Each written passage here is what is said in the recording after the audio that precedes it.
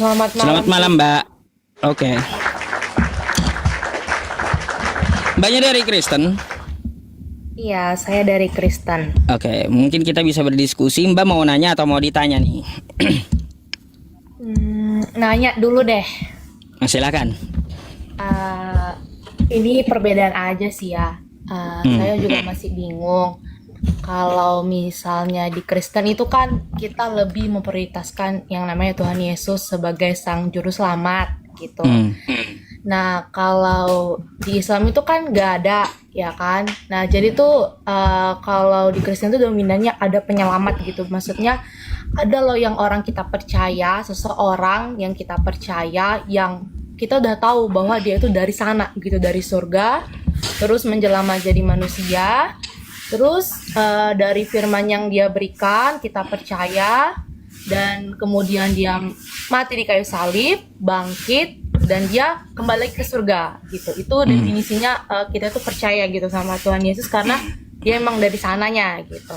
Nah, terus Lalu? kalau untuk yang dari agama Muslim, maksudnya apa gitu yang dipercayain? Itu sih pertanyaannya Pak Ustaz. Soalnya bingung di situnya. Baik, Mbak. Jadi gini ya.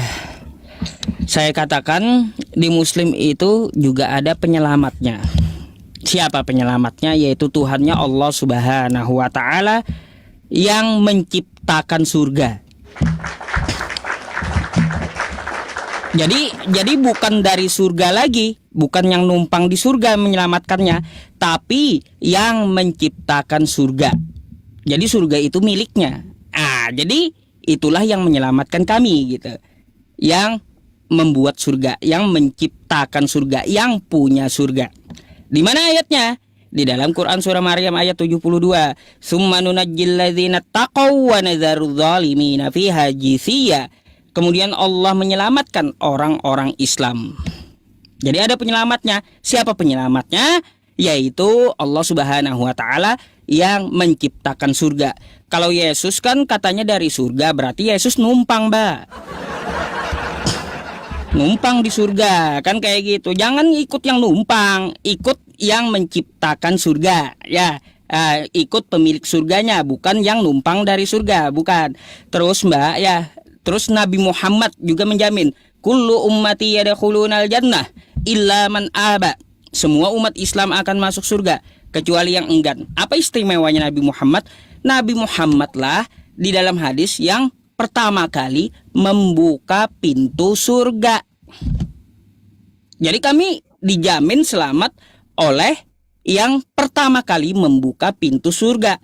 Kalau Yesus sekarang katanya ke surga, tapi Nabi Muhammad belum buka, aduh ngambang Yesusnya di pelatar surga, Mbak. Jadi ikuti yang pemilik surga, ikuti yang buka pertama kali kunci surga, itu yang harus diikuti.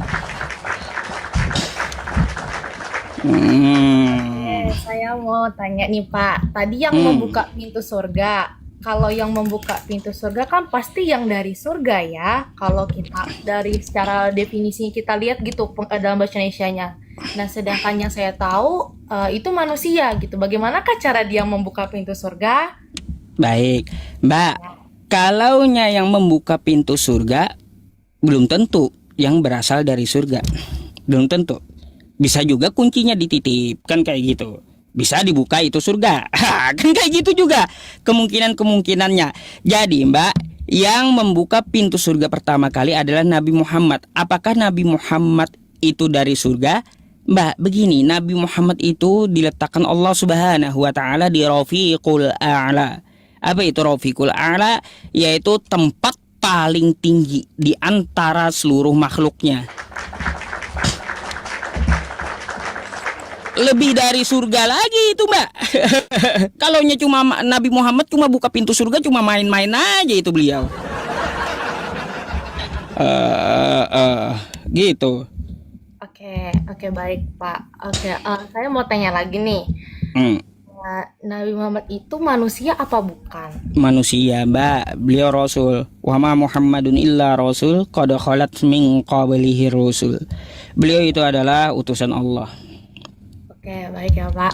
Kalau jika manusia, apakah dia juga termasuk keturunan Adam? Pastinya iya kan Pak? Ya, Kalaupun dari Kalau Ya, manusia kan kita taunya dari keturunan Adam toh. ya, keturunan Adam. Nah, dari cara sejarahnya, kalau dari agama saya ya, namanya sudah keturunan Adam, pastinya dia pernah jatuh ke dalam dosa, gitu kan. Apapun ceritanya, sampai keturunan apapun, manusia itu akan berdosa karena sudah dari Adam dan Hawa. Nah, kalau misalnya tadi Nabi itu manusia gitu, pasti dia akan berdosa. Apakah layak gitu memegang kunci kerajaan sorga gitu? Kunci sorga gitu, kunci sorga. Nah, Baik Mbak, seperti itu baik. logikanya, Pak. Sebentar, saya kupas nih satu-satu ya. Pertama, Ya. yang Anda katakan keturunan Adam itu berdosa itu kepercayaan Kristen, bukan kepercayaan dari kitab Anda, bukan. Karena di kitab Anda tidak ada istilah dosa waris, itu nggak ada. Dan Adam pun bertobat, diampuni, nggak ada turun-temurun dosa. Nggak ada. Jadi itu kepercayaan Kristen yang melenceng dari kitabnya. Itu perlu Anda tahu. Nggak ada dosa turunan, nggak ada dosa waris di situ. Karena dari Adam, nggak ada. Sekali lagi, saya tahu ke ceritanya Adam itu bertobat, dia minta ampun. Nah, jadi yang namanya Adam sudah bertobat minta ampun, maka turun temurun setiap anak yang dilahirkan itu suci. Makanya di dalam agama Islam, kullu mauludin yuladu alal fitrah, setiap anak yang lahir itu suci, gak ada diwarisi dosa. Nabi Adam itu udah bertobat gitu di kitab Anda. Jadi nggak ada dosa waris. Hoax. Di Yehezkiel 18 nomor 20, Bapak tidak akan menanggung dosa anaknya dan anak tidak akan menanggung dosa bapaknya. Tuh kitab Anda. Lenceng itu kepercayaan Kristen, nggak ada dosa waris itu. Ya hanya doktrin Kristen, beda dengan kitabnya, nggak ada dosa waris. Nah, berkaitan tentang ya kalaunya Yesus yang layak ke surga, kata Anda kan kayak gitu. Ya, kalau menurut Anda keturunan Adamnya, keturunan Adam itu berdosa semuanya. Maria kan keturunan Adam juga, manusia juga. Artinya manusia melahirkan anak yang berdosa gitu. Melahirkan Yesus yang berdosa. Maria juga keturunan Adam sama. Ya, Maria itu lain halnya apa? Lain halnya Yesus ini nongol gedebuk dari langit jatuh ke bumi gitu.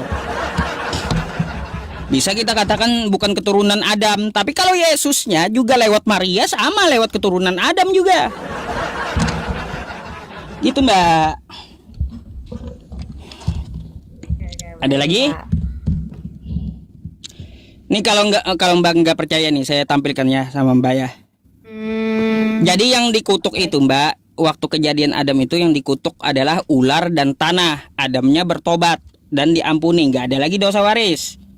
Anda perlu tahu itu. Nah makanya di sini nih dikatakan nih di kitab Anda. Sabar, saya bukakan.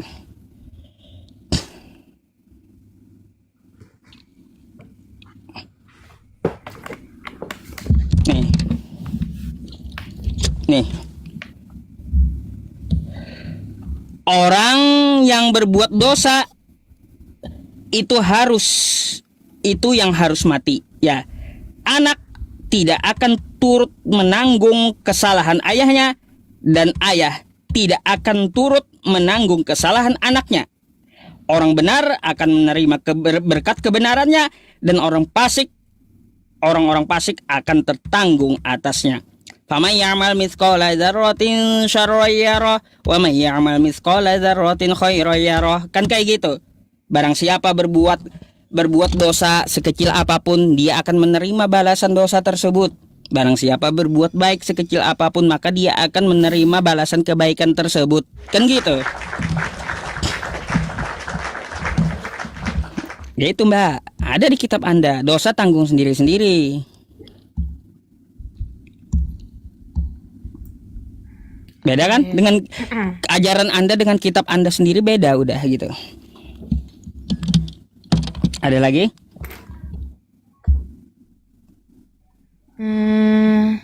Oke, saya tuh tentang itu masih kurang mendalaminya Pak ya. Cuman saya tuh Mm-mm. pernah sempat baca di kejadian gitu tentang si ular ini, ya kan, bahwa itu lebih ke keturunannya gitu. Jadi saya belum mendalamin. Karena yang Mm-mm. saya dalamin itu adalah tentang keselamatan gitu kan. Jadi tadi dari yang Islam tadi bahwa ya pencipta surga itu yang menyelamatkan gitu. Terus kalau dari kami ya pastinya kita percaya sama Tuhan Yesus yang datang dari surga ke dunia. Nah, kalau tadi Bapak bilang bahwa apa ya? Dia tuh bukan numpang, Pak. Sebenarnya dia tuh Tuhan gitu. Apa ya Oh. dikatakan? Kalau di itu kan di Alkitab ada dua perjanjian ya, perjanjian baru dan perjanjian lama. Pertama perjanjian lama. Nah, perjanjian lama itu di mana ya memang orang zaman di situ tuh tidak bisa mengenal Tuhan secara langsung, melihat secara langsung melalui nabi-nabi gitu. Nah, terus seiring berjalannya waktu, di mana beberapa juga nabi sudah menubuatkan bahwa akan adanya datang Raja Damai gitu, yaitu Tuhan Yesus yang kita kenal. Nah, barulah kita tahu gitu adanya perjanjian baru. Nah, dari perjanjian baru itu dari mana Tuhan Yesus itu ya Tuhan Yesus itu Tuhan itu sendiri yang ada di surga. Cuman dia datang ke dunia itu ingin menyampaikan firman-Nya secara langsung kepada manusia. Tapi dengan diri dia yang masih apa ya suci gitu ya, masih apa ya Tuhan gitu kan, nggak bisa langsung bertemu sama manusia berdosa, sehingga dia menjelma menjadi manusia. Datanglah dia ke dunia melalui kandungan melalui perutnya si Maria gitu, dan lahirlah dia. Terus kemudian kenapa dia harus disalibkan? Nah, di situ juga ada beberapa alasan. Disalibkan itu pun juga ada maksudnya. Jadi kalau orang zaman dahulu itu kalau untuk menembuskan dosa mereka, pastinya mereka itu nyembelih domba gitu ataupun kambing gitu kan. Nah, korban Baik. bakaran. Tetapi pas ketika Tuhan Yesus datang tidak perlu, cukup darah Tuhan Yesus yang suci itu bukan kita, asalkan kita percaya Baik. seperti itu. Dan disitulah Baik. saya tuh kayak yakin gitu sama Tuhan Yesus karena dia datang dari sana, dibuktikan Baik. gitu. Seperti itu, Pak. Baik. Saya tanggapi ya Mbak ya. Lagi-lagi ya, itulah Anda korban doktrin kekristenan Anda. Beda pula dengan kitab Anda. Nah, pertama, Yesus itu tidak pernah mengaku dirinya Tuhan atau Allah, tetapi dia adalah hamba Tuhan. Di mana ayatnya? Nih, di kitab Anda ya. Dia adalah hamba Tuhan. Nih. Nih, Mbak ya. Apa nih bacanya? Ya. Yesus hamba Tuhan. Oke. Jadi Yesus itu hamba Tuhan, bukan Tuhan. Ya, bukan Tuhan. Dan Yesus mempunyai Tuhan. Nih ayatnya. Yesus mempunyai Tuhan. Ya. Nih, saya bukakan dulu. Yesus mempunyai Tuhan. Nih. Pada waktu itu, berkatalah Yesus, "Aku bersyukur kepadamu, Bapa, Tuhan langit dan bumi." Dia punya Tuhan. Tuh ya. Tuh. Yesus punya Tuhan. Lagi-lagi Yesus punya Tuhan. Terus kata Anda apa lagi, Mbak? Kata Anda, Yesus datang ke muka bumi, dia adalah Raja Damai. Salah. Kebalikannya lagi. Yesus datang ke muka bumi bukan bawa damai, tapi bawa pedang. Nih ayatnya. Nih. Apa kata Yesus? Jangan kamu menyangka bahwa aku datang untuk membawa damai di atas bumi. Aku datang bukan untuk membawa damai, kata Yesus, melainkan pedang. Apa itu pedang? Buat apa? Kupas bawang? Nggak mungkin. Yang namanya pedang buat perang, buat rusuh, kan kayak gitu. Jadi Mbak, doktrin Anda, doktrin kekristenan Anda itu bukanlah ajaran Yesus. Beda dengan ajaran Yesus, ajaran Kristen. Kristen tidak pernah mengenal Yesus, tidak pernah kenal Kristen. Yesus tidak pernah bawa Kristen. Yesus juga tidak pernah memerintahkan kita jadi Kristen. Gak pernah sama sekali. Yesus tentang dirinya pasti dia lebih tahu tentang dia. Saya tentang diri saya pasti saya yang lebih tahu. Kan kayak gitu. Dan Anda, ya Mbak ya, Anda seorang wanita, pasti yang lebih tahu tentang diri Anda adalah Anda, bukan orang lain. Begitu pula Yesus, tentang dirinya pasti dia yang lebih tahu. Gak pernah ada Yesus itu mengaku dirinya adalah Tuhan maupun Allah. Gak ada. Ya, tadi ada kan di ayat Alkitab bilang kalau Yesus itu hamba Tuhan, seperti itu ya. Nah, kalau saya diajarkan, saya juga sempat agak bingung gitu. Kenapa sih dikatakan Yesus itu hamba Tuhan? Terus ada juga kok ayatnya mengatakan tentang Tuhan Yesus itu membasuh kakinya Petrus. Jika engkau mengatakan aku Tuhan, iya benar, akulah Tuhan. Seperti itu. Nah, itu sebenarnya tentang kerendahan hati Tuhan Yesus untuk menceritakan kepada orang, kepada murid-muridnya bahwa kita itu harus merendahkan diri gitu. Walaupun Yesus itu sebagai Tuhan, tapi dia belajar merendahkan dirinya gitu. Artinya tidak sombong gitu kan. Jadi itu yang teladan yang kita ambil dari si Yesus tadi. Nah, dia juga mau mati di kayu salib bukan berarti dia nggak bisa seperti itu mengampuni manusia, tapi dia itu teratur gitu. Dari mulai perjanjian lama sampai perjanjian baru. Mbak, Jadi sedikit ya. yang maksud Anda ini artinya Tuhan Allah itu merendahkan dirinya jadi manusia gitu. Maksudnya memiliki sifat kerendahan hati seperti itu, kerendahan hati. Ya, mengajarkan kita untuk menjadi orang yang rendah hati. Itu yang teladan yang kita ambil dari Tuhan Yesus seperti itu. Oke, terus tidak mengatakan dirinya aku Tuhan, aku seperti ini, tidak. Jika engkau manggil aku Tuhan, ya itu benar. Itu kan jika ya ada ayat Alkitabnya, saya masih ingat itu di Yohanes atau di mana tentang Tuhan Yesus membasuh kakinya si Petrus, ya kan. Jadi kita ambil teladan Tuhan Yesus itu adalah kerendahan hatinya, Pak, seperti itu. Nah, itu saya diajarkan. Terus dikatakan membawa pedang, ya kan. Itu dikatakan itu ada ayatnya lagi di bawah itu, Pak, dijelaskan tentang kita mengikuti Tuhan Yesus gitu. Kalau kita sudah mengikuti Tuhan Yesus, kita sudah tidak akan lagi berpikir kayak nanti keluargaku bagaimana, ya kan, orang tuaku bagaimana. Kalau kita memang ikut Tuhan Yesus, kita fokus sama Tuhan Yesus, kita tidak akan melihat lagi siapapun di sekeliling kita, seperti itu. Nah, itu yang saya tangkap, Pak. Baik, Mbak, saya mau tanggapi dulu. Berarti satu yang mau saya minta konfirmasi kepada Anda, berarti Allah itu yang Maha Kuasa merendahkan dirinya menjadi manusia gitu. Ya, seperti itu. Sifatnya yang memiliki kerendahan hati. Itu yang saya kerendahan hati jadi merendahkan diri ya. Baik, Mbak, saya mau tanya dulu ya. Kalau seperti itu sifatnya ya, Mbak, kita manusia ya. Saya dan Anda manusia, betul? Benar. Kita makan nasi itu pantas nggak? Pantas. Pantas. Kalau kita makan kotoran? Kalau dari kita lihat sih nggak pantas sebenarnya. Nggak pantas. Iya. Kita yang manusia aja ciptaan Tuhan, Mbak, ada yang nggak pantas bagi diri kita. Ada yang kagak pantas untuk manusia, apalagi untuk Tuhan.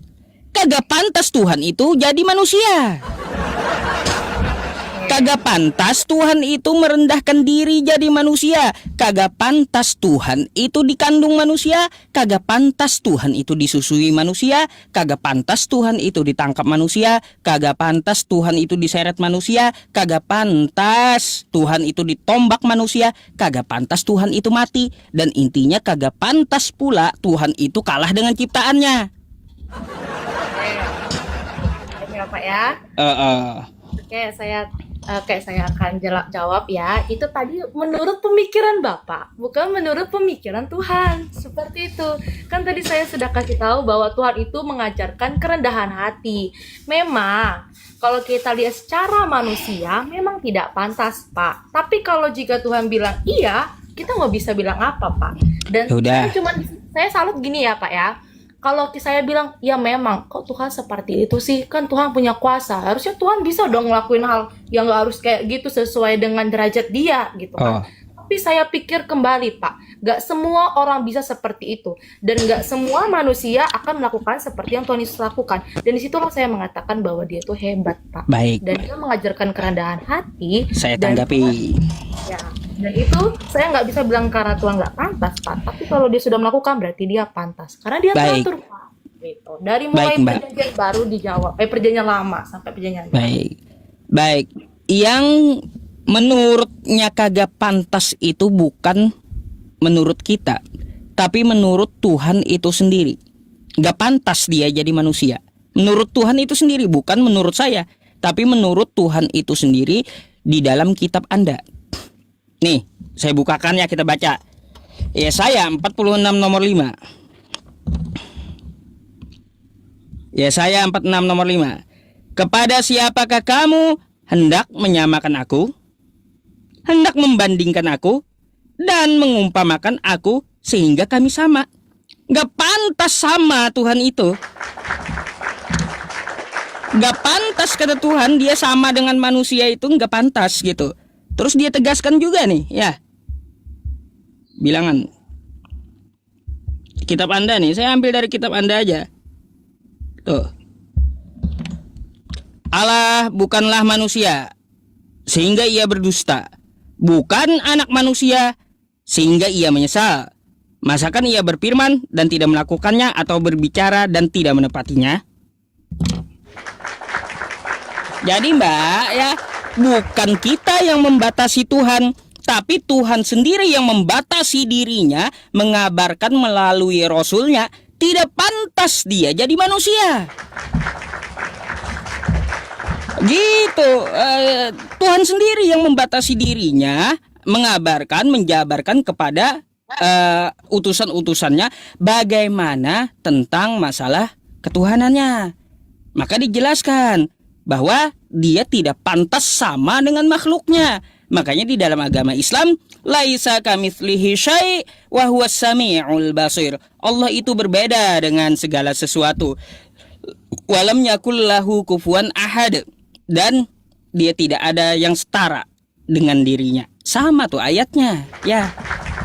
Jadi Mbak ya, bukan berarti dia berkuasa bisa jadi apa saja yang dia mau. Ya betul, seperti itu pemikiran Anda. Tapi ingat, dia yang membatasi dirinya, dia yang tahu tentang dirinya, dia yang mengajarkan tentang dirinya. Dia sendiri yang membatasi, tidak pantas kata dia, dirinya itu, Tuhan itu menjadi manusia, gak pantas. Jadi bukan dari saya ya, bukan dari saya, tapi dari kitab Anda, gitu. Silakan. Tadi itu Bapak nunjukkan ayatnya agak sepotong-sepotong soal tentang nggak pantas menyamakan. Di situ tuh ada sebelum ayat. Coba Anda buka Yesaya 46 nomor 5.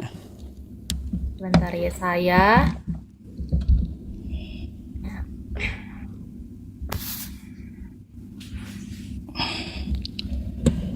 Yesaya ayat berapa? 46 nomor 5. 40. Yesaya pasal 46 ayat 5.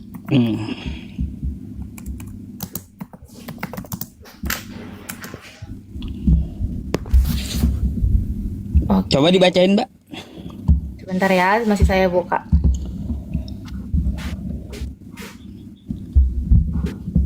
Oke, ini mana lagi?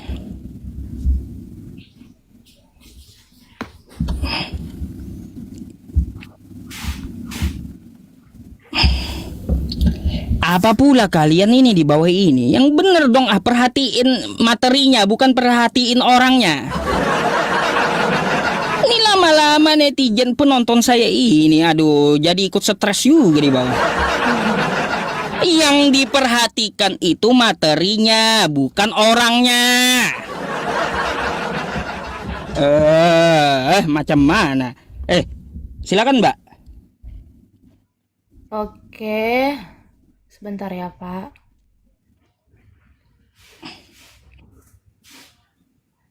Oke, di sini judulnya itu saya bukanya di ini ya, Pak, nggak di Alkitab. Alkitab saya di HP, jadi susah dibuka. Jadi saya lihatnya di Google. Oke, sebentar. Di sini ayat sebelumnya yang saya baca ya, Pak, menurut pemikiran saya di sini tuh, nah, bentar. Kok beragama menurut pemikiran saya? Kebenciannya saya Anehnya Mbak, beragama kok menurut pemikiran saya sih? Iya ya. Saya itu sebenarnya ngomongnya salah-salah, Pak, cuman mengerti gitu loh. Ya. Jadi di sini kan ngebahas tentang apa ya? kalau saya lihat di sini itu tentang perintah ya Pak ya. Di sini baru ayat ini kan, kepada siapakah kamu hendak menyamakan aku, hendak membandingkan dan mengumpamakan hingga lima gitu kan. Kalau saya lihat dari ayat ini tuh maksudnya Tuhan itu ketika tentang perintah gitu, bahwa Tuhan tuh disuruh untuk apa ya tuh, pokoknya Tuhan menyatakan. Nah di sini tuh tentang perintah Pak. Kayak yang kalian dengar apa orang lain gitu, Allah lain, itu loh yang Baik. maksud saya tanggap di sini gitu Pak. Mbak coba baca perikopnya. Para dewa Babel yang tidak berdaya, kan gitu. Oke, dia membantah bahwa Tuhan itu sama dengan dewa, seperti dewa Babel yang kagak mampu apa-apa gitu. Kan kayak gitu. Dewa-dewa yang kagak mampu apa-apa. Jadi makanya tuh di ayat 3-nya, dengarkanlah aku, hai keturunan Yakub, katanya. Nah, kan kayak gitu. Makanya tuh lihat di ayat selanjutnya. Nomor 5-nya, apa yang dia ultimatum. Hendak dengan apa engkau menyamakan aku? Jadi Tuhan itu nggak ada yang sama, baik dari dewa Babel, baik dengan manusia, baik dengan makhluknya. Nggak ada sama. Gitu. Makanya dia bantah, dia sama dengan makhluknya. Dia bantah di situ, dia saya itu. Oke. Jadi di situ Bapak menjelaskan tentang Jadi nggak ada, bahwa Mbak. tidak sama Terus satu hal lagi yang perlu saya sampaikan kepada Anda, Mbak. Ajaran menebus dosa, ajaran menebus dosa, memakai darah manusia itu dinubuatkan di Perjanjian Lama yang Anda bilang tadi. Itu dari mana sih? darah manusia. Dari mana? Pak. Nabi apa? Gini, nabi apa yang mengajarkan gini. Nabi apa yang mengajarkan atau menubuatkan menghapus dosa memakai darah manusia? Setahu saya para nabi dulu ya Mbak ya, mengajarkan kalau menebus dosa pakai darah hewan. Ya, Terus benar, Pak. pakai kulit lembu, Ya. pakai bara, pakai tai sapi. Tuh. Kagak ada nabi-nabi dulu mengajarkan pakai darah manusia. Sekarang siapa yang menubuatkan bahwa menebus dosa itu pakai darah manusia itu siapa? Coba tunjukkan sama saya. Oke, saya dulu. Iya. Gimana lagi ayatnya tuh? Cuman saya tuh apa ya Pak ya, saya nggak terlalu ingat gitu sama ayat-ayatnya.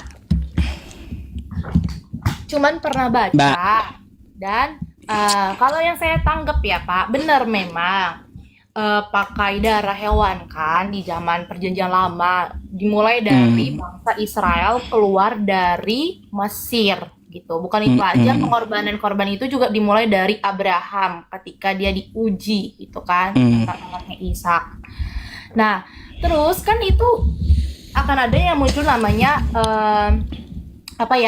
perjanjian baru kan. Ya, Tuhan Yesus itulah yang dikatakan anak domba. Jadi dia itulah pengganti domba itu tadi gitu. Nah, itu tertulis di mana itu? Pakai darah manusia tuh. Kalau itu saya nggak tahu di mana Pak. Cuman saya dikasih tahu seperti itu. Dan menurut saya itu masuk akal gitu loh Pak. Maksudnya. Aduh. Kalau mbaknya nggak diberitahu dari mana, dan menurut saya nggak bisa beragama kayak gitu Mbak. Gak bisa. Agama itu dituntun oleh kitab suci kita, bukan menurut saya atau dari pemberitahuan orang yang tidak tahu asal usulnya. Jangan gitu beragama. Oke Pak, sebentar ya. Sebenarnya saya itu cuma dijelaskan yang lebih kayak masuk akal gitu kan. Mungkin dari ayat ini dijelaskan seperti ini gitu. Jadi ya saya tuh kayak saya tuh kan orangnya nanya nih ya.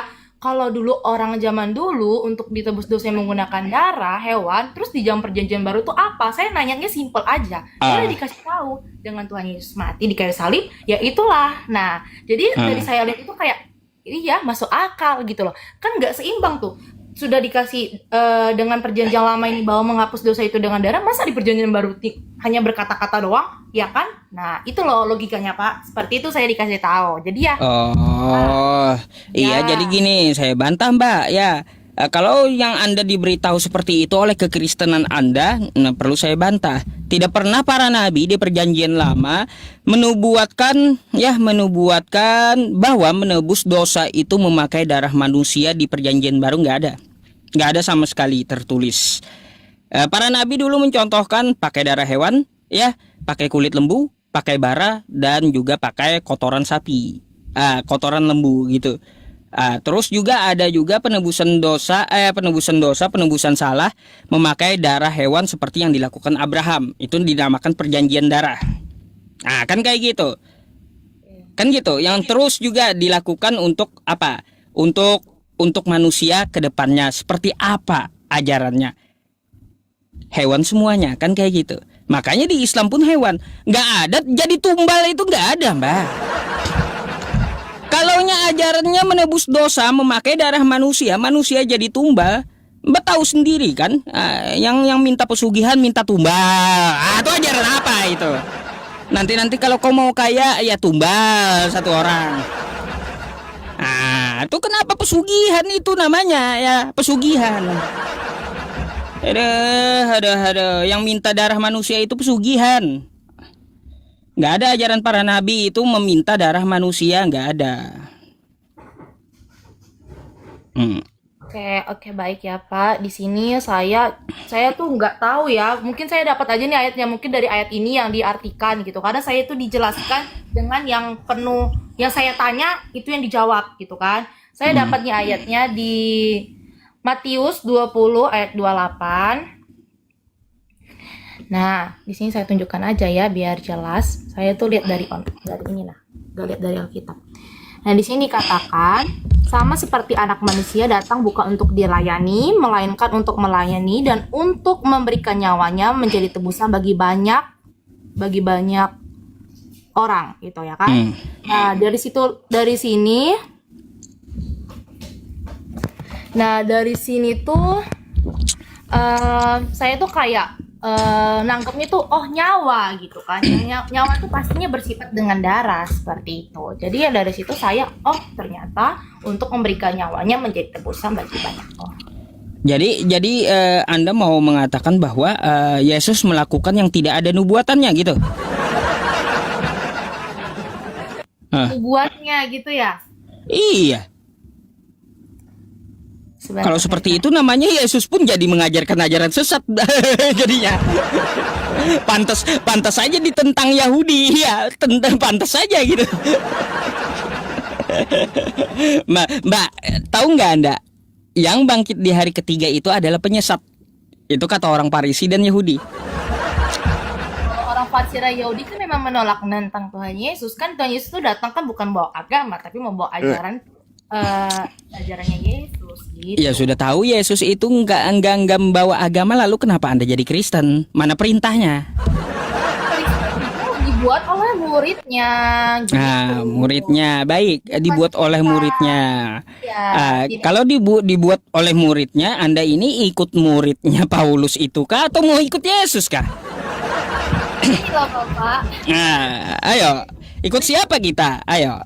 Kristen itu kan ada artinya tuh apa ya, orang pengikut Kristus gitu ya, diambil kata dari situ. Saya nggak tahu dapatnya dari mana gitu ya. Intinya bukan Tuhan Yesus yang buat tapi muridnya itu yang membuat gitu loh, orang pengikut percayanya. Tapi yang mereka jelaskannya ajaran Tuhan Yesus seperti itu Pak. Yakin ajaran Anda seperti ajaran Yesus Kristen ini? Ajaran ya kalau yang saya lihat kan dari Alkitab itu kan. Saya tahu Kristen kan, saya Kristen nih. Saya tahu Alkitab kan dari agama Kristen nih, dari kecil nih. Baik. Ya berarti saya di situ mempelajari tentang siapa tuh Yesus. Berarti dari situ, Pak. Baik. Kalau Anda percaya Yesus di 1 Yohanes 2 nomor 6, Anda hidup sebagaimana Yesus itu hidup. Kan kayak gitu. Yesus puasa 40 hari 40 malam. Anda puasa nggak 40 hari 40 malam? Dari mana Anda ngikutin Yesus? Kan udah udah beda tuh. Saya jelasin dulu Pak, belum lagi selesai. Oh. Puasa ya kan? Hmm. Itu puasa itu apa ya? Kalau bisa dikatakan itu memang keseharusan, tapi kembali lagi ke dirinya. Tuhan nggak pengen kita puasa, oh karena Yesus puasa 40 hari 40 malam, kita juga harus ikut puasa, seperti itu kan. Nah, di situ tuh kayak dari kita gitu loh. Kalau kita mau niat puasa itu nggak harus kayak teratur, nggak boleh makan, nggak boleh apa. Tapi niat kita, ada beberapa orang puasa hanya karena, oh ya menjalani aku sudah puasa gitu, tapi tanpa ada makna. Dan kemudian kalau saya bilang juga saya ikut puasa 40 hari 40 malam gitu kan. Nah, di situ kan Tuhan Yesus itu kan manusia, tapi dia juga masih ada apa ya? Sosoknya gitu loh sebagai Tuhan. Jadi dia bisa melewati itu. Nah, kalau dari saya sendiri itu nggak bisa, dan saya juga diajari kalau untuk puasa itu niat dari hati kamu. Jangan bukan karena Tuhan Yesus itu 40 hari 40 malam puasa baru kamu ngikutin tuh. Tapi boleh Mbak. kamu ikutin asalkan kamu punya niat dari hatimu yang serius. Itu yang diajar. Mbak, begini Mbak. Saya mau kasih tahu Mbak ya. Yesus itu berpuasa tanpa makan, tanpa minum, siang dan malam 40 hari 40 malam. Maka laparlah ia. Lalu dia mau makan, cari pohon untuk mengambil buah. Ternyata pohon ara kagak berbuah. Dikutuknya lah itu pohon. Ya. Jadi kalau puasa Anda makan juga itu bukan puasa namanya. Bukan. Jadi gini Mbak ya, jadi begini di situ aja sudah berbeda dengan ajaran Yesus Mbak. Nah sekarang begini, satu lagi saya tanya ya, Yesus katanya menyuruh menyembah Allah di Lukas 4 nomor 8. Coba Anda buka Lukas 4 nomor 8. Aku nonton pun kali. Aduh, coba ini jelek tadi Pak. Coba diulang lagi. Sembahlah Allah, hanya kepada Dia saja engkau berbakti. Betul? Di mana itu Pak? Di mana? Coba tunjukkan ayat. Lukas 4 nomor 8. Lukas 4 ayat 8. Aduh, jaringannya jelek loh. Engkau harus menyembah Tuhan Allahmu dan hanya kepada Dia sajalah engkau berbakti. Oke, kemudian apa lagi Pak? Baik. Mbaknya nyembah siapa sekarang? Nyembah Tuhan Yesus. Nah, beda kan udah.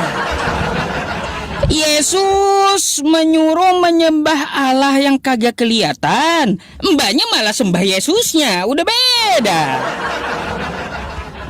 Dari mana Anda ngikutin Yesus? Beda udah. Aduh. Kayak gimana Mbak? Pak, kembali lagi Pak, yang saya bilang Tuhan Yesus itu memiliki kerendahan hati. Dia tuh ada nggak Tuhan Yesus mengakui diri ya? Aku Tuhan, nggak ada Pak. Kayak gini Mbak, yang dia hadapi itu iblis itu ya. Sembahlah Tuhan Allahmu.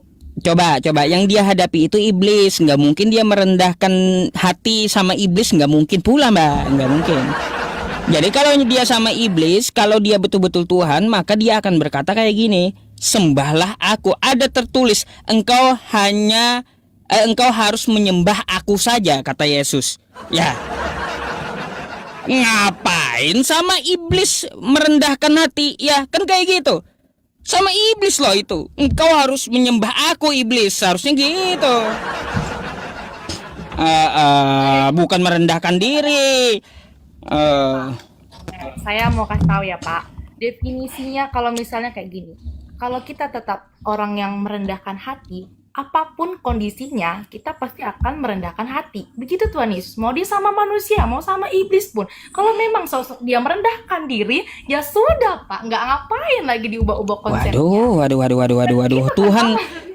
Tuhan merendahkan diri sama iblis. Ini yang kacau pula ini Mbak namanya. Iya. Hati, Pak. Hah?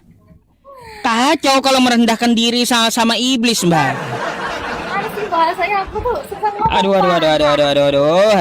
Aduh. Gini Pak, seperti ini loh, gini ya, seperti ini. sekali dia benarlah untuk seterusnya. Nah gitu, mau sama siapapun ataupun baik gitu. Sekali dia baiklah untuk semuanya gitu. Mau orang jahat, mau orang baik. Nah begitu maksudnya Tuhan Yesus. Kalau dia sekali orang yang memiliki kerendahan hati sama siapapun. Jadi dia tuh mengajarkan gitu loh, ngasih tahu gitu loh. Mau siapapun itu. Itu sih menurut Wajar nggak, Mbak? Menurut Anda pula, wajar nggak Tuhan dicobai iblis? nggak wajar kan? Wajar nggak Tuhan diuji iblis gitu? Coba pikir dah. Wajar nggak kalau Tuhan dicobai oleh iblis. Oke, di sini kan dicobain dia ya, tapi kan posisi dia jadi manusia kan, jadi Manusia itu bukan Tuhan gitu. manusia enggak, maksudnya ini kan di sini kan Tuhan itu ya kan, maksudnya Tuhan Yesus itu tadi gitu, dia masih menjadi manusia, jadi dia tuh benar-benar jadi manusia yang kayak seperti kita gitu, masih memiliki Ya, iman yang gini, baik. yang saya maksud Maksudnya, ketika dia jadi manusia itu bukan Tuhan dia. kalau misalnya nih ya, oke kita anggap aja dia memang dia jadi manusia full manusia. Nah, manusia. Ya, karena dia datang jadi manusia, oke dia manusia. Nah, seperti itu. Apalagi, Pak? Ya, kalau dia manusia, kalau dia manusia, berarti dia datang sebagai manusia yang di tiang salib menebus dosa Anda. Itu bukan Tuhan berarti, Mbak, tapi manusia. Hoak berarti itu penebusan dosa, ditebus dosanya oleh manusia yang bukan Tuhan. Oke, saya jelasin. Bagaimana Tuhan bisa disalibkan? Bagaimana Tuhan bisa datang ke dunia? Sedangkan namanya Tuhan itu suci, Pak. Nggak bisa bertemu sama kita, manusia yang berdosa. Makanya dia jadi manusia, Pak. Biar bisa ketemu sama kita. Gitu. Ya itu, tadi kan sudah saya bilang, kalau dia jadi manusia pantas atau tidak pantasnya aja lagi. Kan kayak gitu. Kalau dari sini ya pantas, Pak. Ya, masa pantas Tuhan dinina bobo oleh manusia? Masa Tuhan pantas disusui manusia? Ini loh, Pak, istilahnya tadi saya Apa, Mbak? kan tadi udah kasih tahu, Pak. Saking dia sayangnya sama kita, dia ingin menyampaikan kerinduan hatinya kepada manusia. Bagaimana caranya dia kalau tidak menjadi manusia? Kalau dia jadi Tuhan, ya hanguslah kitanya, Pak. Dia lo suci sekali. Mbak, masalahnya gini, Mbak, ya. Tuhan Anda ini berbeda dengan Tuhannya para nabi. Sudah saya bilang, di zaman Abraham, orang yang melihat Tuhan, maka manusia itu akan mati. Di zaman Abraham tuh, ya. Di zaman Abraham, manusia yang melihat Tuhan, maka manusia itu akan mati. Di zaman Nabi Musa, Keluaran 33 nomor 20, manusia melihat Tuhan, maka manusia itu akan mati. Di zaman Yesus, manusia melihat Tuhan, bukan manusianya yang mati, tapi Tuhannya yang mati. Kebalik. Macam apa itu, Mbak?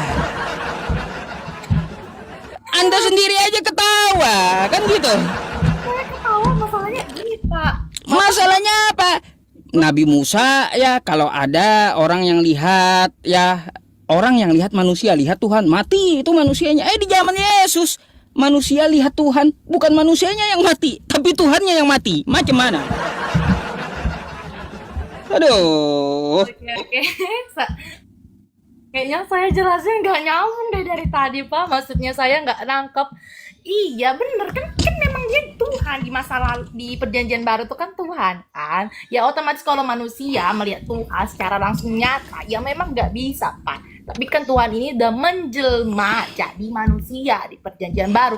Masa iya langsung mati? Orang udah jadi manusia kok menjelma dia sementara. Kalau dia udah menjelma itu bukan Tuhan lagi. Masih Tuhan, Pak. Masih Tuhan. Baik, kalau dia menjelma itu masih Tuhan, waktu ditangkap tentara Romawi, kenapa tentara Romawinya kagak mati lihat Tuhan? Kan masih Tuhan dia. Kan kayak gitu. Kenapa tentara Romawinya kagak mati lihat Tuhan gitu? Karena yang menjelma manusia tadi masih Tuhan. Seharusnya ketika dia menjelma jadi manusia, manusianya itu Tuhan. Tentara Romawi mau tangkap, mati itu tentara Romawi. Aduh, pusing kan Mbak? Pusing, maju kena, mundur kena kalau kayak gitu jadinya. Ini Pak, saya pusing yang Bapak kasih tahu sih. Sebenarnya kalau dari pemikiran saya itu benar aja gitu loh. Gimana ya ngejelasinnya? Ya iya, kayak gimana coba, bingung sendiri kan Anda? Bingung Pak. Anda aja bingung sendiri menjelaskan bagaimana doktrin Anda gitu. Apalagi saya, tambah bingung saya dengan Anda. Saya bingung menjelaskan bagaimana caranya Bapak itu mengerti gitu. Saya pada udah berikan ayat-ayat, berikan logikanya ya, kayak gitu. Jadi yang disalib itu orang fasik Mbak ya. Jadi ajaran Yesus itu berbeda dengan ajaran Kristen. Yesus mengatakan kayak gini Mbak ya. Hai Bani Israel, di Markus tuh ya. Hai Bani Israel, Tuhan Allah kita, Tuhan itu Esa. Dia mengutip Ulangan 6 nomor 4. Itu Yesus. Nggak ada Yesus berkata kayak gini Mbak. Hai Bani Israel, Tuhan Allah kita 3 dalam 1. Itu nih salah nih pemikirannya nih Bapak. Nggak ada Yesus berteriak kayak gitu. Oh iya, oke, jadi kita bingung ya di situ ya Pak ya, soal tentang Tuhan Yesus apa segala macam gitu. Sekarang saya mau tanya nih Pak, saya juga saya dari pikiran saya. Tanyalah, tanya Islam, silakan. Gimana katanya nih, katanya tuh Al-Quran turun dari surga, apakah itu benar? Dari mana? Kata siapa? Al-Quran turun dari surga itu dari mana Anda dapat? Kacau Mbak ini. Baik, saya jelaskan. Saya jelaskan ya. Al-Quran adalah firman Allah Subhanahu wa Ta'ala. Jadi Allah itu salah satu sifatnya maha berkata, yaitu berfirman, maha berfirman. Jadi kalau kita melihat dari Al-Quran, ayat Quran surah Al-Hijr ayat ke-9, Inna nahnu nazzalna dzikra wa inna lahu lahafidhun. Kami yang menurunkan Al-Quran dan kami pula yang menjaganya.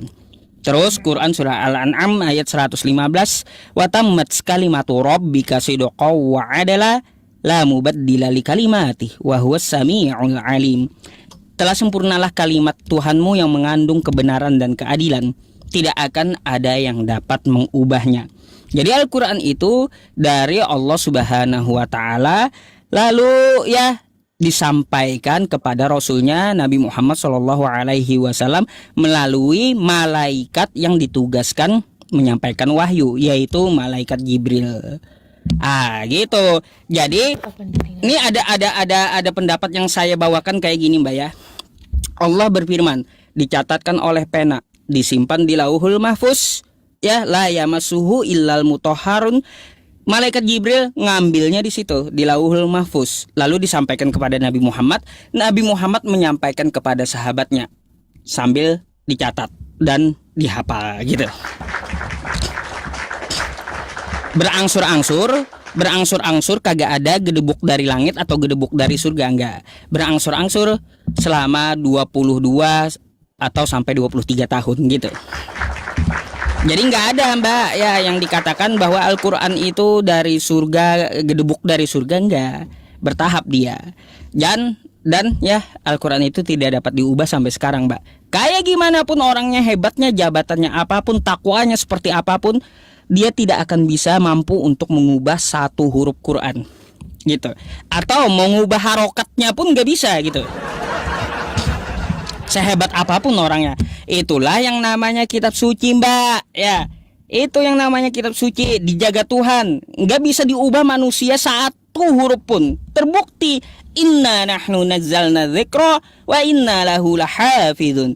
Kami yang menurunkan Al-Quran dan kami yang menjaganya. Buktinya apa? Sehebat-hebatnya manusia, satu huruf aja Al-Quran itu nggak ada yang bisa mengubahnya Mbak. Bayangkan gitu. Ketahuan kalau diubah gitu. Ketahuan. ngerti kan? Bukan dari surga tapi dari Allah, Tuhan pencipta langit dan bumi. Kayak gitu. Apalagi nih? Gak ada lagi sih Pak, apalagi yang mau saya tanya ya. Nah, silakan Nabi Isa, Yesus atau seperti apa? Kalau saya bilang mau tanya Nabi Isa ya beda lah Pak, Nabi Isa sama Tuhan Yesus dari cara ceritanya juga beda. Jadi nggak mungkin saya tanya juga. Ceritanya udah beda. Memangnya ada dua orangnya? Menurut Anda? Ya kalau bagi saya sih beda ya. Kalau di situ kan dia Nabi Isa-nya nggak disalibkan gitu kan. Jadi bagaimana saya mengatakan itu Nabi Isa gitu. Kalau sedangkan di Kristen ya Tuhan Yesus memang disalibkan. Gitu. Padahal kan yang menyamakan Nabi Isa itu kan Kristen, bukan Islam. Iya kah? Lah, kagak percaya ente? Gak percaya. Nih lihat kitab kau ya. Yang menyamakan Nabi Isa dengan Yesus itu adalah Kristen nih. Ini Alkitab ya. Ya. Matius 1 pasal 1. Oke? Ya. Oke. Nih. Baca. Nah, itu ya, Yang menyamakan Yesus dengan Nabi Isa itu kitab Kristen, bukan kami. tapi kan ceritanya beda. Lah, lalu kenapa disama-samain gitu? Ya, gimana bisa sama? Ceritanya aja beda.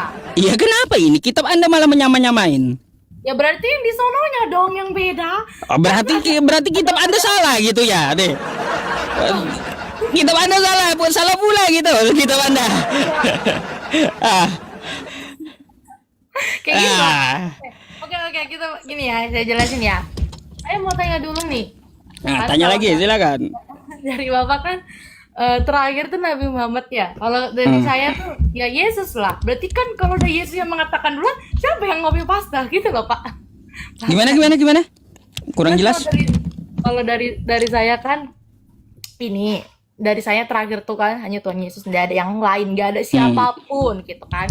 Kalau dari kitabnya Bapak itu ada Isa Al-Masih baru Nabi Muhammad seperti itu kan. Nah terus yang sekarang ini yang lebih diagungkan itu ya Nabi Muhammad gitu kan. Nah kalau saya itu kan dari Yesus itu berarti ya Yesus itu duluan mulai seperti itu Pak. Kalau dari cerita dia juga dari kalau saya dengar dari apa namanya asal usulnya gitu loh, penemuannya sebelumnya gitu. Kalau Nabi Muhammad itu kan belakangan seperti itu. Jadi ya saya percaya dong kalau Alkitab saya nulis kayak gitu emang benar seperti itu. Makanya saya kalau ukurannya kayak gitu Mbak, ya ukurannya yang mana yang datang duluan itu yang benar, maka bukan Kristen yang benar, tapi Hindu jadinya. Ya kan sedangkan Iya, kalaunya siap agama yang duluan nongol itu yang benar, artinya agama Hindu yang betul. Kalau dari saya ya Pak ya tetap ya dari Tuhan Yesus karena dia yang duluan datang gitu. Dia duluan ada sebelum Nabi Muhammad. Jadi ajaran apapun yang sudah dia berikan ya berarti emang itu nyata benarnya. Nah, gitu. Ya itu satu Mbak, saya mau tanya deh. Anda ke gereja? Iya, ke gereja. Siapa yang perintahin? Mana Yesus memerintahkan ke gereja? Kan gereja itu kan tempat kita untuk beribadah, berdoa. Di mana perintah Yesus? Ke gereja lah hari Minggu. Enggak ada. Tuhan perintahnya kan ada persekutuan. Terus kalau nggak ada perintah dari Yesus, Anda ngikutin siapa sih? Gitu loh Pak. Iya, katanya mengikuti Yesus. Perintah Yesus ke gereja hari Minggu nggak ada. Perintah siapa? Aduh.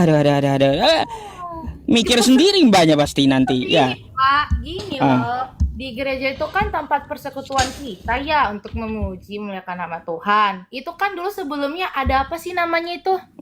Duh, siapa sih? Apalagi lupa yang namanya itu ya. Pokoknya itu tempat dimana kita bersekutu gitu kan untuk memuji memuliakan nama Tuhan. Nah, jadi lama-kelamaan dibikinlah tempat persekutuan itulah gereja yang saya kenal di Indonesia, gereja. Itu tempat kita datang. Tapi kan kita datang ibadah sama Tuhan juga nggak harus gereja di rumah. Kalau nggak ada perintah dari Yesus ngapain Mbak? Katanya mengikut Yesus, tapi perintah dari Yesusnya nggak ada. Macam mana? Gimana cara saya jelasin ya? Oke. Iya. suka-suka aja beragama kalau kayak gitu kan. Ya enggak dong, ada Ah. aturannya. Cuma saya aja yang nggak bisa menjelaskan bagaimana cara menjelaskannya ini gitu loh. Karena juga saya punya pengetahuan, tapi tidak sebagus orang-orang di luar gitu loh. Tapi saya itu paham gitu loh, apa yang mereka jelaskan sedikit-sedikit. Nah, di sini misalnya di ayat Alkitab itu ada menyatakan sembah Tuhan seperti itu. Nah, kalau kita menyembah Tuhan, ada juga di situ dikatakan persekutuan, ya kan? Murid-muridnya Tuhan Yesus membuat persekutuan untuk menjumlahkan nama Tuhan setelah Tuhan Yesus naik bangkit ke surga. Nah, mungkin dari persekutuan itulah baru kemudian bentuknya namanya sebuah gereja gitu loh, tempat persekutuan orang-orang kudus untuk menjumlahkan nama Tuhan, orang-orang yang mau menyembah Dia. Gitu. Asumsi itu Mbak. Asumsi nggak pernah satu kali pun Yesus di zaman Yesus bangun gereja. Mana ada Yesus bangun gereja? Memang nggak ada, Bapak, nggak dikasih tahu. Iya, ngapain kalau gitu ke gereja? Kan Anda katanya ikut Yesus toh. Poinnya cuma satu, di gereja tuh ngapain? Nah, itu kita mau menjumlahkan nama Tuhan. Udah mentok sih itu, berarti tujuannya itu mau menjumlahkan nama Tuhan. Kan Tuhan Kagak usah ngapain di gereja. Perintah ke gerejanya dulu mana gitu. Kalau ke gereja nggak ada. Ya udah, berarti Anda bukan ikut Yesus berarti. Aduh. Itu aja kau simple. Kayak mana ya caranya kita nggak ikut Tuhan? Simple. Sedangkan gereja itu juga kita mau menjumlahkan nama Tuhan. Berarti kan memuji nama Tuhan itu kan perintah Tuhan. Baik, saya mau uji lagi nih. Betul nggak Anda ini pengikut Yesus? Mbak, saya heran. Ya, di Kristen itu kalau mati pakai jas kupu-kupu, kenapa ya Mbak ya? Terus juga yang perempuan pakai baju pengantin, itu kenapa itu? Sebenarnya sih kalau pakai baju kayak gitu tuh nggak harus seperti itu ya, dari pihak keluarganya. Kalau mau pakaikan baju ya udah pakaikan baju seperti itu. Itu ngikutin siapa itu? Nggak dipermasalahkan. Ngikutin siapa itu? Nggak, ya saya nggak tahu, nggak dikasih tahu di Alkitab. Saya nggak pernah dijelaskan juga. Kalau Yesus kan mati dari tiang salib, dia dikapani. Iya, di kafan. Iya, kenapa itu pakai jas kupu-kupu pula? Ya saya nggak tahu, tapi kayaknya gini loh satu Pak. Aduh. Jas kupu-kupu itu juga menghalang dia untuk datang sama Tuhan. Itu loh. Nah, baik. Ya, saya juga bingung di situ. Satu lagi nih saya mau tanya. Ya, di gereja itu ada kamar alkohol gitu? Gak ada dong. Siapa yang bilang ada?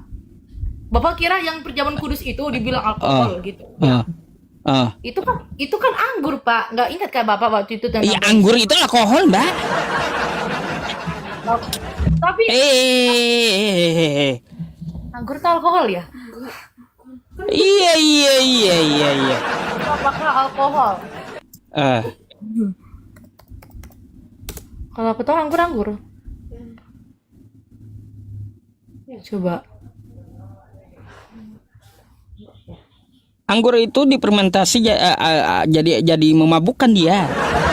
Yang saya bingung itu kenapa darah Yesus diganti dengan miras gitu. Anggur. Diganti. Orang kan di situ Tuhan bilang kan perumpama apa ya dikata Tuhan Yesus lah. Inilah darah. Iya, herannya kenapa saya gantiannya ke miras, kenapa kagak ke susu atau apa gitu. Kenapa malah ke miras larinya? Kalau saya jujur saya nggak tahu karena saya belum tanya. Waduh. Ada makna tertentu saya nggak tahu gitu.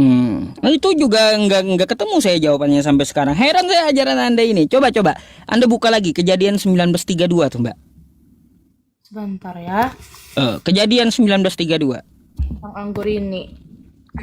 Nanti saya tanyakan ya dari mana anggur itu ya. Sebenarnya segala sesuatu itu nggak ada datang. Iya, tanyalah pendeta. Paling kayak gini jawaban pendeta Mbak. Kalau Mbak Protestan, siapa namanya? Mbak Kezia.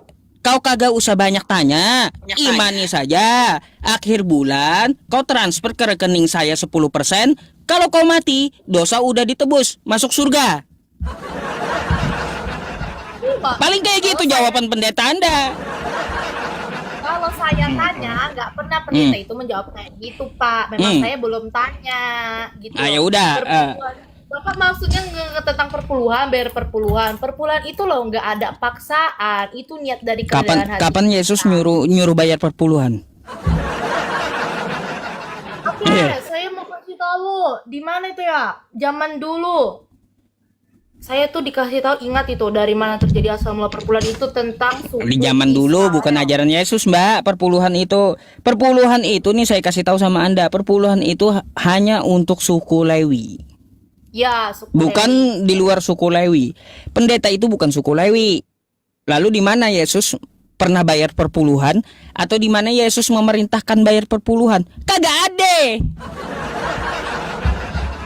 Kalau dari ayat dari Perjanjian Baru, saya pernah dengar itu bahwa perpuluhan itu kayak semacam apa ya? Kayak kita memberi gitu loh, tanpa harus ke gereja gitu. Kita bisa memberikan kepada orang di Beda luar, lagi, orang Mbak. Ada namanya katekisasi ya.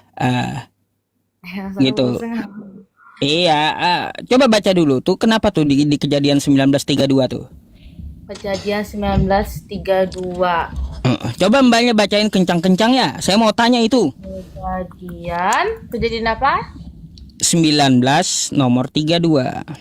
Ayat 32, Pak, bukan nomor 32. Dan sejak kapan ada ayat sih kita pandai itu? Ayat kok, ditulis ayat kok di sini. Oh, Oh, ini. Ini kan anak yang nakal. Marilah kita beri ayat kita. Marilah kita.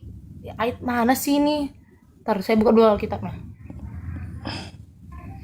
32. Marilah kita beri ayah kita minum anggur lalu kita tidur dengan dia supaya kita menyambung keturunan dari ayah kita. Itu kan dua anaknya. kok kenapa diajarin kayak gitu? Siapa yang ngajarin? Iya, kok masuk kitab suci yang kayak gitu? Loh. Oh, gini-gini saya ngasih tahu ya, Pak. Bapak nggak tahu ya kalau di setiap Alkitab itu ada yang namanya itu sebuah apa ya? Jenis-jenisnya gitu loh, kayak ada yang menceritakan tentang ini, tentang ini, tentang itu. Jadi pun walaupun ada yang seperti ini kayak di kita tuh diajarkan gitu loh bahwa ini salah gitu loh yang dilakukan, bukan berarti untuk harus diikutin. Oh, bukan berarti harus diikutin tapi dicontohin gimana itu? Tapi kagak boleh diikutin tapi dijelaskan teorinya. Macam mana itu, Mbak? Macam mana pula ini ya kitab? Aduh, ya. Aneh gitu loh kitab ini. Sebenarnya gini ya, kan kalau kita lihat kan ya di Alkitab itu ada yang menceritakan tentang cerita tentang seseorang, ada yang menceritakan tentang apa namanya, tentang ya itu perintah-perintah gitu kan, macam-macam kan Pak. Jadi tuh kayak dikasih tahu lah seperti itu, ya kan. Nanti kalau misalnya nggak diceritakan kayak gitu, dari manalah keturunannya siapa tadi nih? Siapa itu tadi ya? Si Lot. Nah gitu. Dari mana lah? Ya. Dari mana lah? Gitu kan. Kalau Amsal 7 itu gimana ceritanya? Amsal 7 apa lagi nih? Amsal 7 nomor 18-19 coba. Amsal 7 ayat 18 sampai 19. Langsung nongol muka bapak di sini loh. Sebentar. Amsal 7 ayat 18 sampai 19. 18 sampai 19. Marilah kita memuaskan berahi hingga pagi hari dan bersama-sama menikmati asmara. Karena suamiku tidak di rumah, ia sedang dalam perjalanan jauh. Nah, kita kembali lagi di ayat ini menceritakan tentang siapa, Bapak? Iya. Nah, kita nggak boleh ngambil satu-satu dong. Kita harus Itu gimana itu? Marilah itu ngajak gitu, Mbak. Iya, ya ngajak, bahaya ini kita. Ada. Oke. Gimana ya saya ngejelasinnya juga agak Nah, bingung. makanya bingung. tapi kalau Banyak kalau sama saya diskusi, Mbak, banyak bongkaran tentang ajaran Kristen ini ya.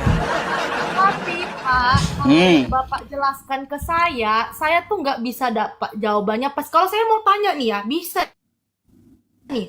Itu nanti Apa? Mulai hilang nih, mulai ngadat banyak. kalau saya kamu kok ngambil Ngadat nih.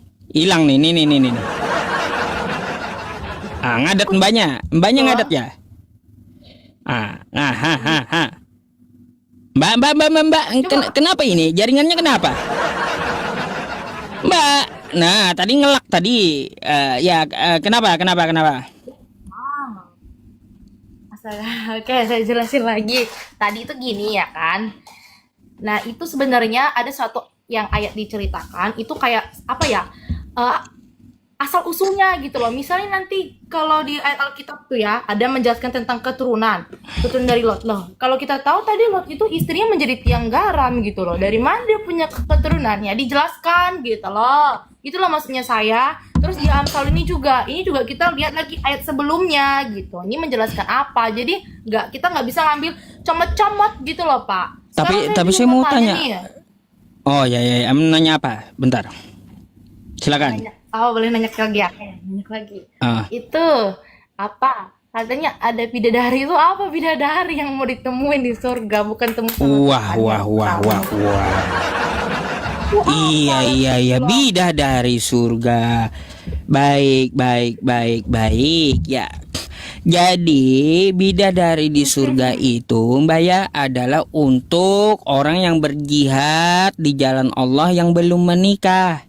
Ya, maka dia akan dinikahkan dengan bidadari. Yang belum menikah laki-laki muslimnya, tapi dia mati di medan perang. Kalau yang sudah ada istrinya, siapa bidadarinya? Bidadarinya adalah istrinya sendiri. Apakah dapat juga bidadari yang lain? Ya jelas dapat, untuk melayani istrinya. Jadi ratunya bidadari istrinya. Kayak gitu, jadi ratunya. Ya, jadi ratu bidadari istrinya yang di dunia gitu. Diratukan. Wow, Kayak berapa gitu. tadi katanya banyak Pak, 79 kan berapa itu? Oh, kalau di tempat kita 70 kalah sama janji Yesus 100, Mbak. Memang ada. Kalau Yesus kan janjiin 100, kalau di kami cuma 70, kasihan kali. 100-nya dari mana Pak? Saya nggak pernah Ya dengar, ya Pak. udah. Bentar ya. Nih, saya kasih ya, Mbak ya. Yesus janjikan 100 istri di surga nih ya. Dari ini. Di ayat apa Pak? Kasih tahu. Matius 19 Matius 19 nomor 29. ayat 29. Nih saya bacain dulu ya. Ya, Nih, bacain. perhatikan ke layar. Nih ya, saya langsung baca di sini aja ya. Dan setiap orang yang sudah meninggalkan rumah, kata Yesus, atau saudara laki-laki, atau saudara perempuan, atau ayah, atau ibu, atau istri, atau anak, atau ladang, demi namaku, kata Yesus, ia akan menerima 100 kali lipat dan mewarisi hidup yang kekal. Jadi istri pun nanti ya, nih istri ya Mbak ya, digandakan Yesus jadi 100 gitu.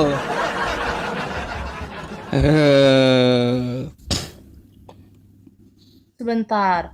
Dan Nggak tahu ini kalau suami digandain Yesus juga nggak ya 100 suami. Cuma di sini istri aja sih ya yang ketulis ya. Kalau suaminya kayak gimana? Oke. Matius 19 ayat 29. 29. Nah, Bapak nih, sebentar. Hmm? Bentar ya. Setiap orang yang karena namaku meninggalkan rumahnya, ada saudara laki-lakinya, saudara perempuannya, atau bapak ibunya, dan akan menerima kembali 100 kali lipat, dan aku akan memperoleh hidup yang kekal. Tapi banyak orang yang terdahulu akan menjadi yang terakhir, dan yang terakhir akan menjadi terdahulu. Saya baca dulu ya Pak. Baca. Kuat-kuat baca kuat-kuat ya. Saya baca, bentar. Nih. Pertama ya, baca perikopnya, upah mengikut Yesus. Iya, upah mengikut Yesus. Yang saya kritik ya di sini. Ketika kita mengikut Yesus meninggalkan istri kita, maka ia akan menerima 100 kali lipat. Kayak gimana? Ayat ke-7. Lalu Petrus menjawab dan berkata kepada Yesus, kami ini telah meninggalkan segala sesuatu dan mengikuti Engkau. Jadi apakah yang akan kami peroleh? Kata Yesus kepada mereka, aku berkata kepadamu, sesungguhnya pada waktu pencipta kembali, apabila anak manusia bersemayam di tahta kemuliaannya, kamu yang telah mengikuti aku akan duduk juga di atas 12 tahta untuk menghakimi ke-12 suku Israel. Dan setiap orang yang Dan setiap orang yang karena namaku meninggalkan rumahnya, saudaranya laki-laki atau saudaranya perempuan, bapak atau ibunya, anak-anak atau ladangnya, akan menerima kembali 100 kali lipat dan akan memperoleh hidup yang kekal. Tetapi yang banyak yang orang di YouTube betul ya, 100 kali lipat yang di YouTube ya. Oke, saya jelasin ya. Oke. Tadi kan di sini kan apa yang kami peroleh gitu kalau kita mengikuti Tuhan setia sampai akhir kan. Nah, di sini Tuhan bilang apa di situ dikatakan bahwa kita akan duduk bersama Tuhan seperti itu kan. Nah, terus di sini ayat ini nih dia tuh Tuhan itu mengajarkan kita loh. Dan setiap orang yang karena namaku meninggalkan rumahnya, saudaranya laki-laki atau saudaranya perempuan, bapak atau ibunya, anak-anak atau ladangnya. Nah, itulah tadi kalau kita meninggalkan kalau kita fokus sama Tuhan, kita akan meninggalkan semuanya gitu loh. Terus lanjut lagi, akan menerima kembali 100 kali lipat dan akan memperoleh hidup yang kekal.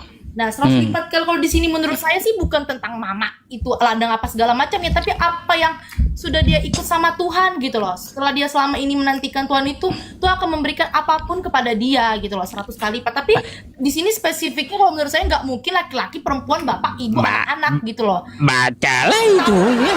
Lakukan.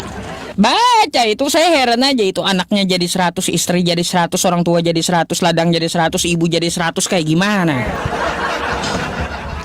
Kan kayak gitu. Kalau itu kan menurut mbaknya. Coba kalau kita baca bahasa Indonesianya yang tepat, yang benar kan kayak gitu. Oke, benar. Saya tuh pernah dijelasin kayak gini juga, cuman susah ngejelasin sama orang nih sebentar. Intinya tuh pertama kita diajarkan kalau mau ikut Tuhan tuh harus fokus. Makanya Mbak, saya udah bilang ya, kalau di ajaran Kristen dengan ajaran Yesus itu berbeda jauh Mbak, jauh banget bedanya ajaran Kristen dengan ajaran Yesus itu, antara langit dan bumi. Coba. Bentar ya Pak. Yang diperhatikan itu materinya, bukan orangnya. Ya sabar. Apa sih kalian ini? Enggak, masalahnya ini yang tulis-tulis macam-macam. Iya. Yang diperhatikan kalau itu materinya dicatat, bukan orangnya. Ya, sebentar.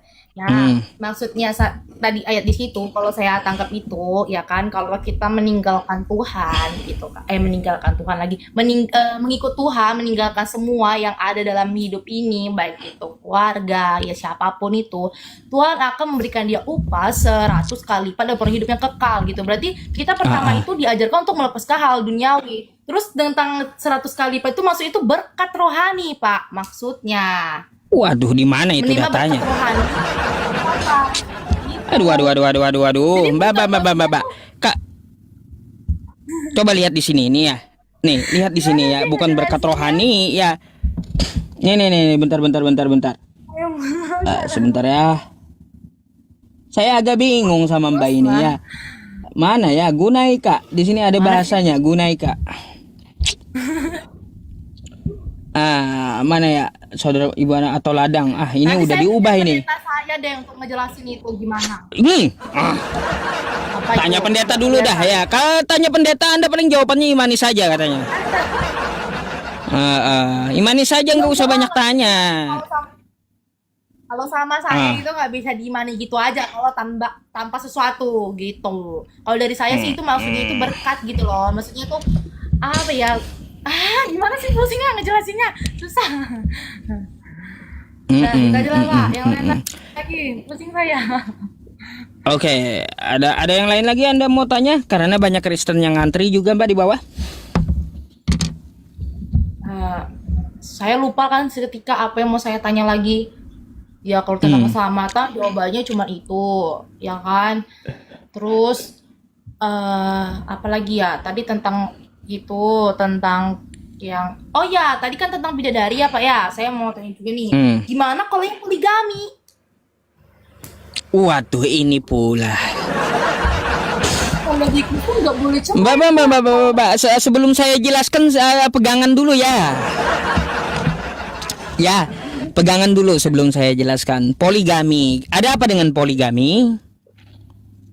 Yang kayak gini Pak, maksudnya tuh dia udah punya istri nih, cerai, nikah lagi, baru nikah lagi, gitu. Lalu? Sedangkan di Kristen walaupun mereka melakukan hal itu ya mereka dibantah gitu loh. Baik, Salah. nanti Terus saya mereka tanya katakan Tuhan nggak suka saya tanya balik percaya. nanti ya. Oke. Jadi begini, Mbak. Ya, Tentang poligami. Ya, saya kasih ayatnya dulu. Islam datang mengatur dan membatasi poligami. Bukan malah poligami itu bisa sembarangan ketika Islam itu datang. Di zaman dulu, Mbak ya, di zaman dulu ya para nabi Salomo, ya Daud istrinya 1000, istrinya 700, gundiknya 300. Salomo istrinya 700. Ya, terus yang nabi-nabi sebelumnya itu semuanya poligami. Bukan semuanya juga sih ya. Ada beberapa yang poligami.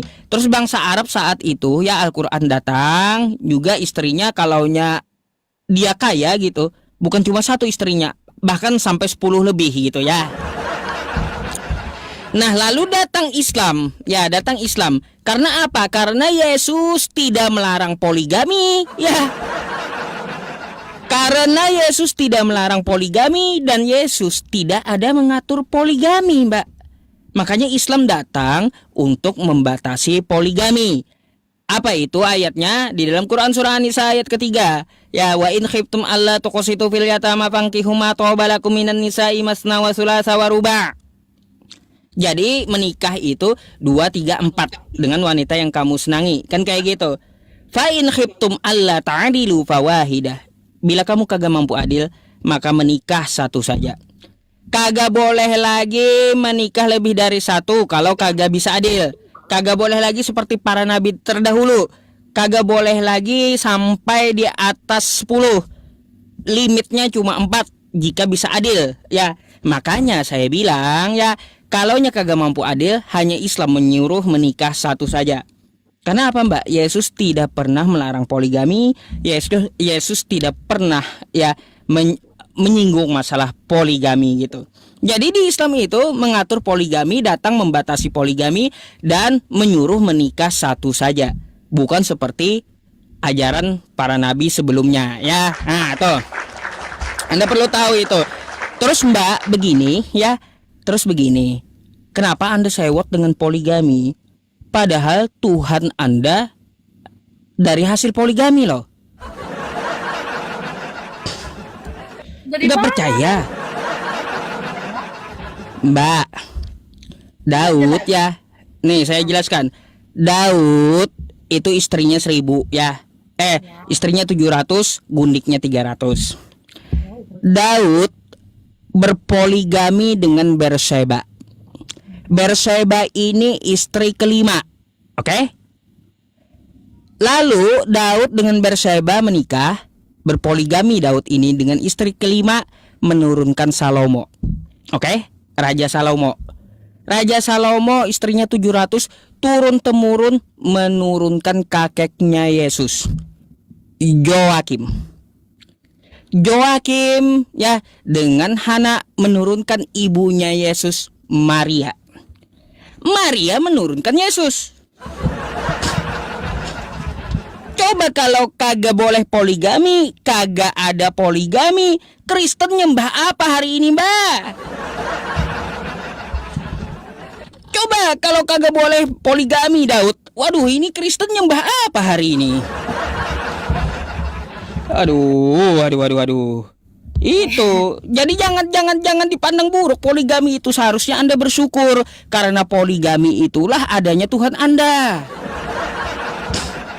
Kayak gimana sih? Jadi jangan sewot. Ya. Itu kan di perjanjian lama ya, Pak ya. Kalau Tuhan Yesus datang pasti Tuhan akan memberikan ajaran lagi gitu. Oh, nggak ada Yesus melarang atau mengatur poligami, nggak ada ajarannya. Ada. Mana? Kita lihat dari tentang perceraian. Tuhan tidak suka perceraian kan. Dan gini, ya yang gini. Yang saya maksud berbicara tentang poligami, bukan cerai. Yang saya Ya. tanya masalah poligami Oke. diatur Yesus, bukan cerai. Ya benar Pak. Tapi poligami itu dari mana asalnya? Ya dari antara suami istri kan. Nah kalau suami istrinya yang mau cerai, maka dia kan poligami gitu. Ataupun walaupun sama istrinya, dia akan nikah lagi gitu kan. Oh, Nah dari situ gini, kan, gini Mbak, yang namanya poligami itu laki-laki menikah lebih dari satu. Kalau di Islam ya poligami itu hanya sebagai solusi. Contoh kayak gini ya, saya menikah dengan istri saya, ternyata istri saya mandul, diponis oleh dokter rahimnya bermasalah. Karena saya ingin mendapat keturunan biologis dari darah saya sendiri, maka saya solusinya izin sama istri untuk berpoligami agar mendapat keturunan. Jadi di Islam poligami itu hanyalah sebuah solusi gitu, bukan wajib. oh dong istrinya diduakan. Iya, lah lalu gimana solusinya? Kalau kagak bisa punya anak dari darah daging sendiri, Ya karena makanya. istrinya mandul. Nah kalau lain halnya suaminya yang mandul. Kalau suaminya yang mandul, ya nggak perlu dia berpoligami, tapi ambil anak angkat kan kayak gitu. Kayak gitu kasihan sekali. Tapi Jadi dari- itu adalah solusi, Mbak ya. Kalau poligami itu hanya sebuah solusi, bukan wajib bagi Muslim. Enggak, bukan wajib. Karena apa? Jangan pikir enaknya doang, pikir ancamannya. Ancamannya lebih ngeri itu. Karena apa? Allah Subhanahu wa Ta'ala akan membangkitkan laki-laki yang poligami di yaumul kiamah nanti. Jika dia lebih berat ke satu istri, maka dengan cara dia berjalan runtuh sebelah badannya. Na'udzubillahi min dzalik. Gitu. kasihan dong. Maksud saya tuh kayak gini loh Pak. Kembali lagi ke tujuan awal gitu. Kalau memang mau nikah hanya untuk buat anak, ya kan? Tapi bukan kalau dari saya ya, saya diajarkan kalau kita menikah itu kita punya teman hidup, tapi dari pasangan ini mendekatkan kita itu sama-sama sama Tuhan gitu loh. Gak fokus tentang ini. Kalau anak atau apa itu ya anugerah yang Tuhan kasih gitu loh. Kalau sebatas karena gak punya anak jadi boleh nikah lagi, kayak gitu kayak mana lah ya pernikahan itu ya, bisa dikatakan ya. Kalau dari saya ya, saya tahu tuh kalau pernikahan itu tuh Mbak, tidak fokus ke salah anak. mikirnya Anda gitu. Ya salah. Jadi berarti nikah itu tujuannya untuk buat anak gitu berarti ya. Ya, menikah itu untuk meneruskan keturunan, Mbak. Kalau Anda ingin mendekatkan diri kepada Tuhan, ngapain Anda menikah? Sendiri bisa juga.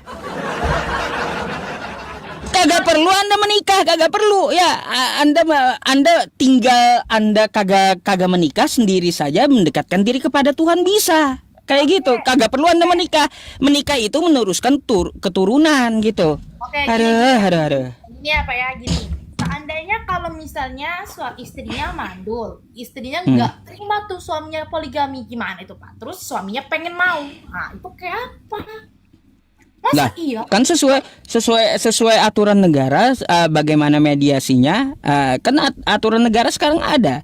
Biarlah mereka di situ mengatur ya, dari KUA-nya. Seperti apa ya, apakah negara mengizinkan? Kalau tidak diizinkan, ya mau kayak gimana solusinya? Apakah mereka bercerai atau mereka melanjutkan keinginan suaminya? Kan itu tergantung dari merekanya. Gitu.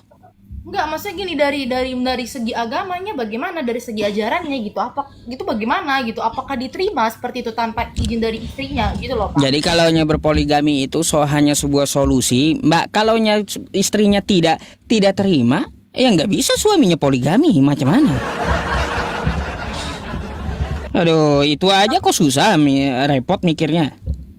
Oke, tapi kalau saya taunya tuh kayak jadi salah artikan kan. Jadi kayak gara-gara seperti itu boleh poligami, jadinya suka-sukanya gitu loh. Mau nikah, padahal dia udah punya anak, nikah lagi. Terus kenapa di Kristen banyak janda sekarang?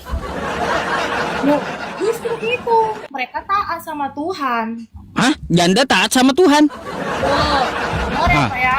Kita kan, Kayak gimana? kan kita di situ dikasih tahu kita nggak boleh bercerai, ya kan? Oh, Tuhan tidak suka namanya perceraian, apalagi mereka cerainya dengan mereka sendiri tanpa maut yang memisahkan gitu. Dah, walaupun nanti dia menjalani hubungan dengan pasangannya seperti itu ya, terus kemudian cerai ya kan, maksudnya suaminya tuh minta cerai mau nikah lagi, ya itu terserah suaminya gitu. Kalau istrinya memang benar-benar taat sama Tuhan, dia tidak akan menikah sama siapapun. Lebih baik dia menjanda dan hidup benar di hadapan Tuhan. Kayak gitu, Pak. Nah, jadi tuh dia tuh kayak gimana ya bahasanya di situ ya? Kalau kita Katanya kagak boleh cerai.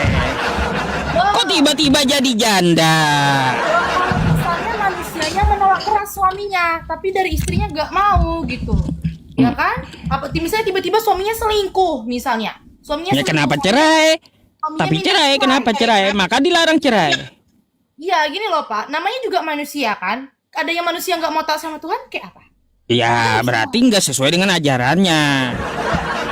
Ya, si suami kan Aduh. sesuai ajaran Tuhan, tapi kan dia tidak akan menikah lagi gitu loh. Dengan dia Aduh, cara aduh, menikah aduh, sama Tuhan, dia aduh, nggak aduh, akan aduh. menikah lagi sama siapapun sampai suaminya meninggal.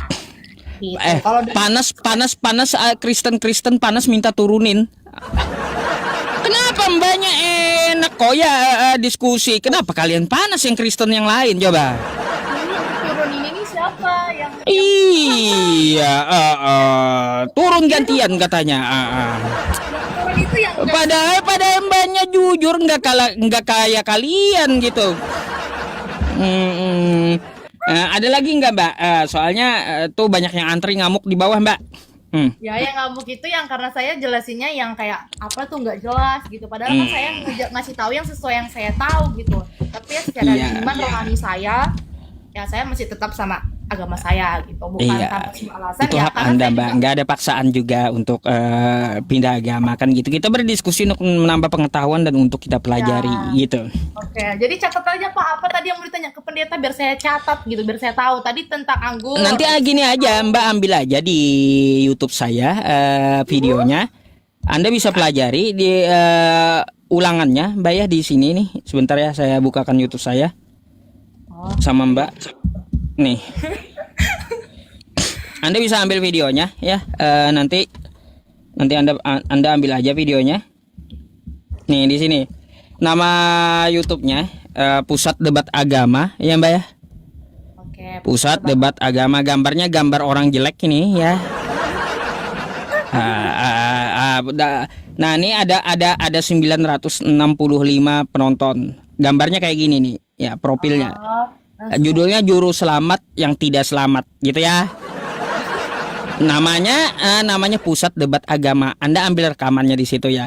Kita nggak pernah potong-potong atau edit-edit ya. Silahkan diambil di situ ya. Juru Oke. selamat yang tidak selamat siapa? Juru Iya. selamat yang tidak selamat. Pak, siapa juru selamat yang tidak Nantilah.